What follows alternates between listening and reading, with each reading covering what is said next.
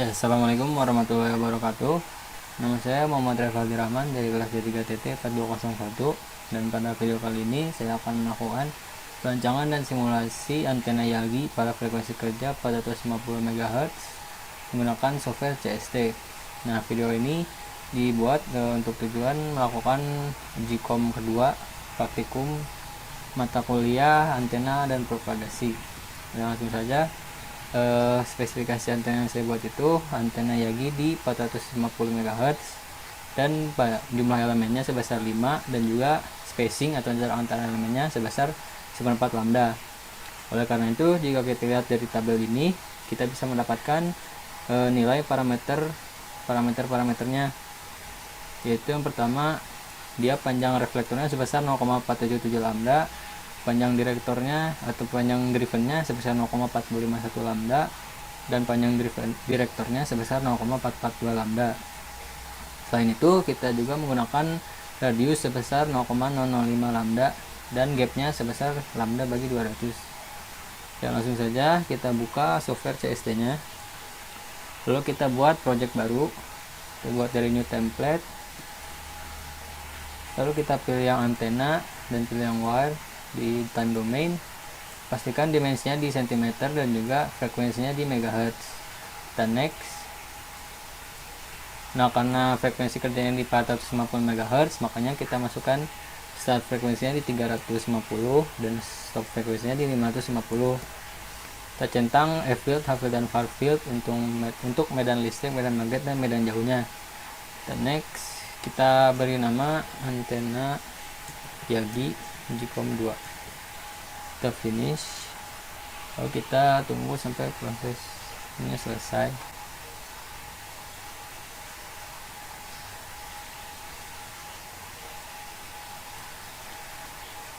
Nah, setelah tampilnya seperti ini, kita masukkan parameter-parameter tadi di parameter list.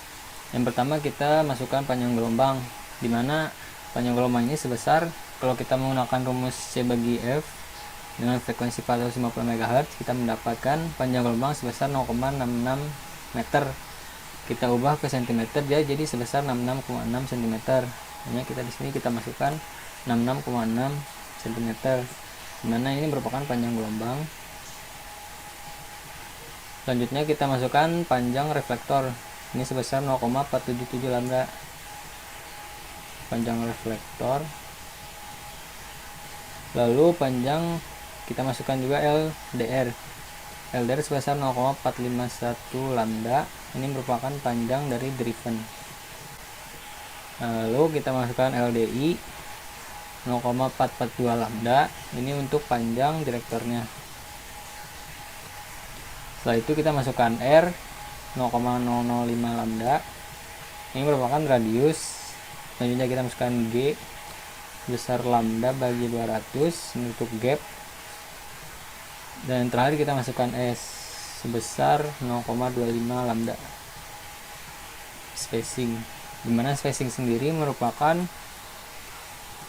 jarak antara elemennya, misalnya antara elemen reflektor dengan driven, dan juga driven dengan direktor, dia jaraknya sebesar 0,25 lambda atau 1/4 lambda. Nah, setelah kita masukkan parameter-parameter ini, selanjutnya kita masuk ke modeling. Kita buat silinder pertama, kita klik silinder, kita escape, kita buat elemen pertama yaitu driven 1. Kita ubah orientasi di X, out radius di R, dan nya di 00. Nah, XB nya kita masukkan gap bagi 2, dan X max nya di gap bagi 2 ditambah LDR bagi 2. Kita ubah materialnya menjadi aluminium. Load, kita preview dulu. Nah, seperti ini ya, seperti ini kita oke. Oh ya, gap sendiri ini merupakan jarak antara elemen driven 1 dengan driven 2, karena elemen driven ini bentuknya hampir mirip seperti antena dipo kemarin, makanya kita kasih jarak antara yang memisahkan antara elemen driven 1 dengan driven 2 nya. Nah, setelah kita memasukkan driven 1, kita tambahkan driven kedua. Kita driven 2, orientasinya di X, minnya di R, di X minnya kita masukkan min G per 2, X maxnya di min G per 2 kurangi LDR bagi 2. Kita preview, nah seperti ini kita oke. Nah bisa kita lihat kalau di sini ada space kosong, ini merupakan gap tadi. Nah setelah itu, setelah memasukkan kedua elemen driven ini, kita tambahkan elemen selanjutnya, yaitu yang pertama kita masukkan reflektor. Kita ubah orientasi di X, outer radius di R. Nah Y centernya, karena tadi si elemen drivennya di orientasi X di Y0, Y centernya di 0, makanya kita masukkan elemen selanjutnya di elemen reflektor ini sebesar S. Kita tambahkan jarak antara elemen reflektor ini dengan elemen drivennya ini, makanya kita masukkan Y centernya di S. Dia di out positif, artinya dia di bagian atasnya dari elemen driven ini. Nah untuk X minnya kita masukkan min LR bagi 2, X maxnya sama LR bagi 2. Kalau kita preview, nah bentuk seperti ini di atasnya. Oke. Nah setelah ini kan kita sudah memiliki dua elemen. Karena tadi antena Yagi kita memiliki elemennya 5, makanya sisanya kita menjadikan untuk elemen direktor. Makanya kita buat 3 buah direktor. Kita buat direktor 1, orientasi di X, outer radiusnya di R. Nah Y centernya kebalikan dari si reflektor ini, karena tadi reflektornya di S yang positif, makanya dia direktor 1 ini di min S atau di S negatif. Nah untuk X minnya min LDI bagi 2, X maxnya LDI bagi 2. Kita preview, dia ada di bawahnya seperti ini. Nah, setelah itu kita oke. Kita tambahkan direktor yang kedua, direktor 2, orientasi di X, outer radius R. Nah untuk Y centernya, karena tadi direktor 1 ini di min S, maka kita tambahkan lagi min S, atau kita bisa tulis min S kali 2. Nah X minnya sama min LDI bagi 2 sampai LDI bagi 2. Kita preview, dia ada karena di bawahnya lagi. Nah seperti ini. Dan terakhir kita tambahkan direktor yang ketiga, direktor 3, kita ubah orientasi ke X. Nah outer radiusnya di R, dan Y centernya, karena tadi yang kedua direktor 2 ini di min S, min 2S atau min S, makanya kita tambahkan lagi min S dikurang min S lagi, atau kita tulis min S kali 3. Nah X nya sama min LDI bagi 2 sampai X maxnya di LDI bagi 2. Nah kita preview, nah seperti ini. Nah kita oke. Nah setelah menambahkan semua komponen atau elemen ini, kita tambahkan portnya untuk mencatunya. Karena tadi elemen driven ini sebagai elemen untapannya, untuk mencatunya kita pilih dulu poin-poinnya.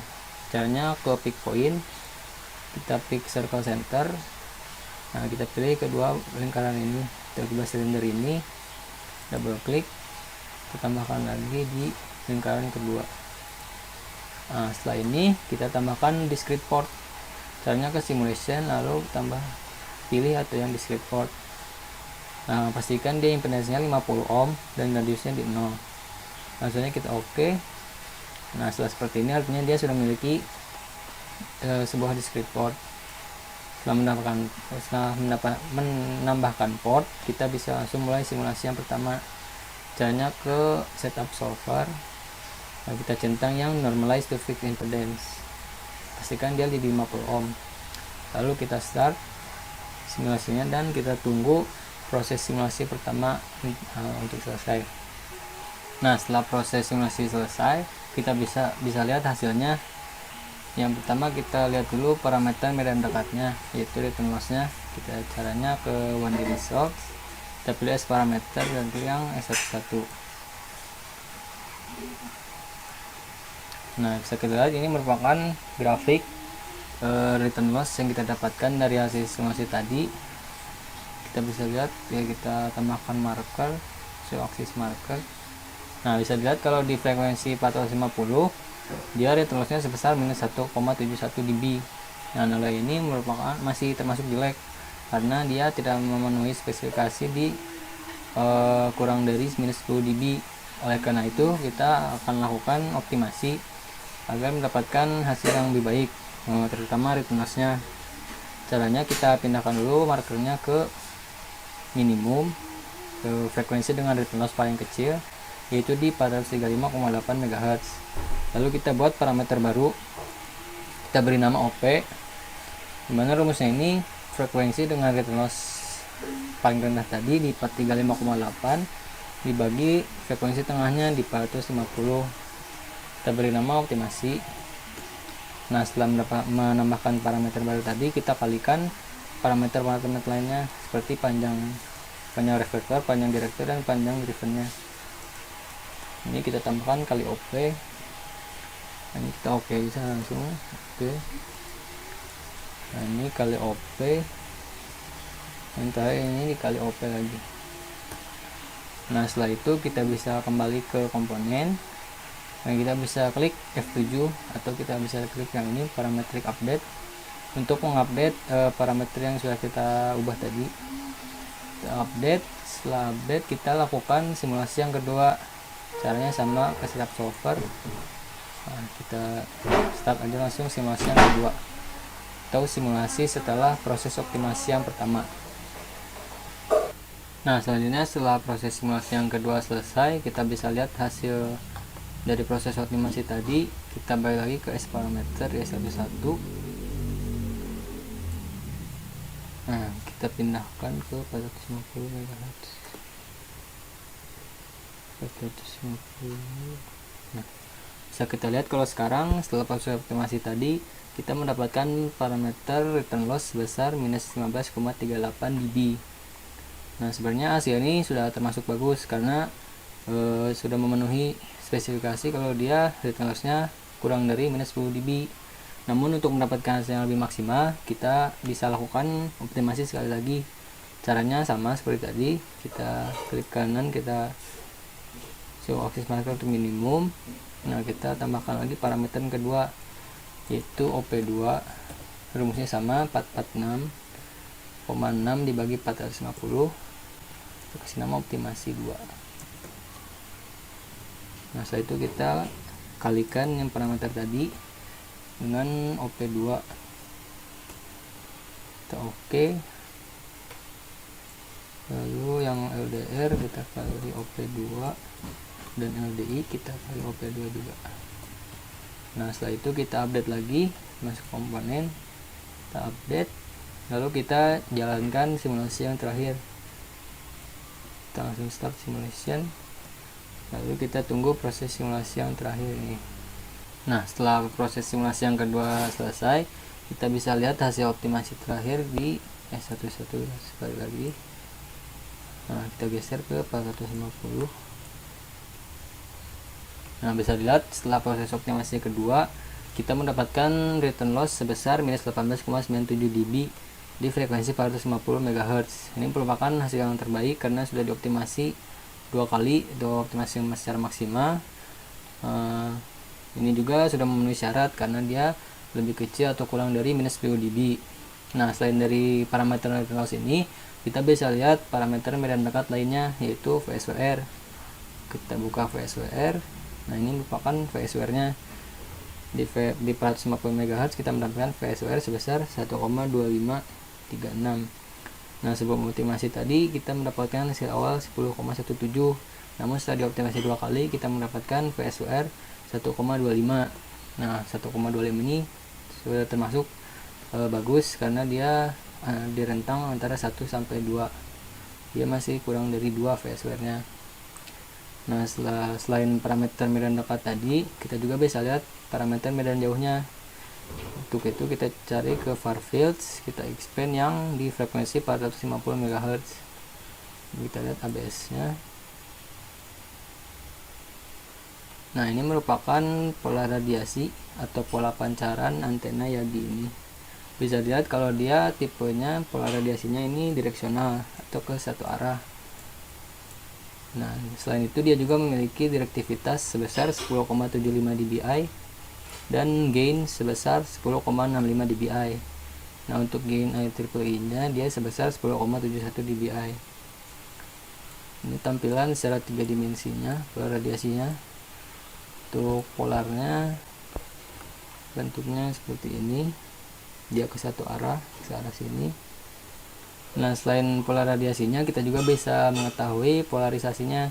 Kalau kita ke aksial rasio, lalu kita pindah ke kartesian, kita bisa lihat kalau dia bentuknya ini atau polarisasinya ini linear, polarisasi linear, dan dengan nilai aksial rasio sebesar 40 dB. Sebenarnya aksial rasio ini sebesar tak hingga, namun karena di CST maksimalnya di 40, makanya di sini cuma sampai 40. Nah, jadi bisa kita simpulkan dari parameter medan jauhnya, dia memiliki pola radiasi direksional dan polarisasi linear.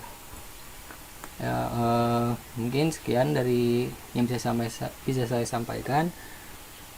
Kalau ada kesalahan dan kekurangan, saya mohon maaf. Terima kasih. Assalamualaikum warahmatullahi wabarakatuh.